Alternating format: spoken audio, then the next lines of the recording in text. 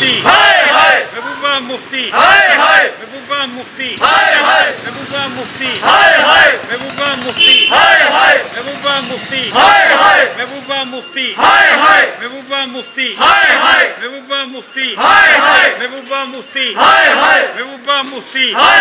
महबूबा मुफ्ती, महबूबा मुफ्ती, महबूबा मुफ्ती, महबूबा मुफ्ती, महबूबा मुफ्ती ने बयान दिया है कि जब तक हम 370 और वापस नहीं मिलेगी तब तक कोई भी जम्मू कश्मीर में झंडा उठाने वाला नहीं मिलेगा, ना ही हम उठाएंगे।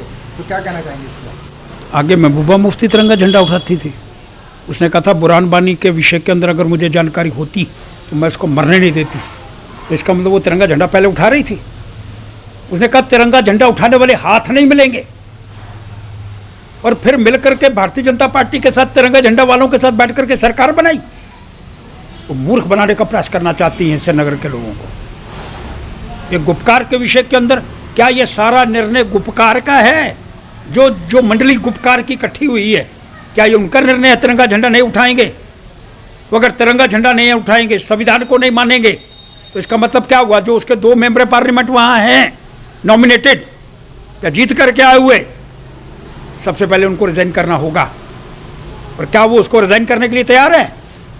भारत के संविधान के अंदर बैठ करके अगर वो उसको नहीं मानती है तो माननीय मोदी जी से, देश के प्रधानमंत्री से कहना चाहता हूँ, इसको पकड़ करके जेल के अंदर बंद करना होगा। और बिल्कुल जेल के अंदर बंद करने का एक तरीका है, दूसरा बॉर्डर खोलो, इसको पाकिस्तान भेज दो, क्योंकि हिंदुस्तान के संविधान को मानने का प्रयास नहीं करना चाहती। और एक बड़ा स्पष्ट उसको चेतावनी देना चाहता हूँ, अरे जितने भी तुम्हारे लोग यहाँ पीडीपी के हैं, जो जम्मू के अंदर रहते हैं, उनको छोड़ने वाला नहीं हूँ। जो ये कहते हैं कि मैं तिरंगा झंडा हम उठाएंगे नहीं, वो हाथ जम्मू के अंदर रहने वाले नहीं हैं। और कश्मीर के अंदर उन हाथों को बंद करने का आपको प्रयास करना होगा।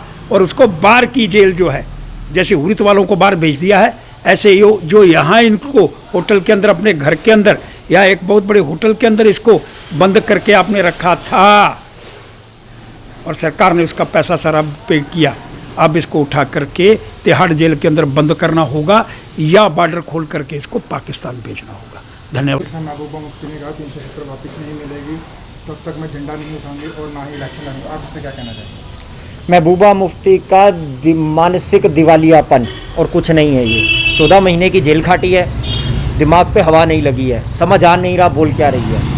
सियासी ज़मीन नीचे से खिसक चुकी है। 50% पीडीपी का केडर टूट करके अपनी पार्टी कांग्रेस एनसी में चला गया है।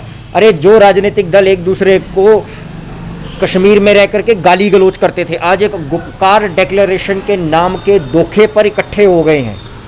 अरे इससे पता चलता है, इसको मौका परस्त अंग्रेजी में कहते हैं अपॉर्चुनिस्टिक पॉलिटिशियंस। अरे तिरंगा झंडा उठाने वाले हाथ और कंधे नहीं मिलेंगे। अरे जम्मू का युवा होके कहता हूं, तिरंगा झंडा भी उठाएंगे और उसको कंधा भी देंगे और पूरे कश्मीर में घूमेंगे। अरे महबूबा मुफ्ती को एक बात बड़े ध्यान से समझनी चाहिए कि जब वो मुख्यमंत्री थी, उसने हिंदुस्तान के संविधान की शपथ खाई थी कि I will abide by the constitution of the nation and I will always safeguard our nation. और आज इस प्रकार की बातें तो मुझे लगता है एक सीधा सा वो सिग्नल दे रही है, बॉर्डर खोल दो। जैसे वो अलग झंडा लगा करके बैठी है, इस प्रकार की बहुत सारी प्रथाएं पाकिस्तान में चलती है। पाकिस्तान की राजनीति, पाकिस्तान के लोग, जिस प्रकार की घटिया बातें वहां की जाती है, महबूबा मुफ्ती को वो बहुत सूट करती है। और आखिरी में एक बात और कहना चाहता हूं, सेडिशन का केस इसके ऊपर एक रजिस्टर होना चाहिए, ताकि an example can be made out of her. इस प्रकार की कोई भी बातें करेगा तो उसे बख्शा नहीं जाएगा। हिंदुस्तान है, ये महात्मा गांधी और भगत सिंह की भूमि है, जिसके लिए, उस तिरंगे झंडे के लिए भगत सिंह, महात्मा गांधी, वो भगत सिंह, अरे वो इतना यंग सा जवान सा लड़का, उसने अपनी जान दे दी। और ये उस झंडे के प्रति इस प्रकार की घटिया बातें करके उसको नीचा दिखाना चाहती है। ये बर्दाश्त नहीं है, बर्दाश्त नहीं होगा।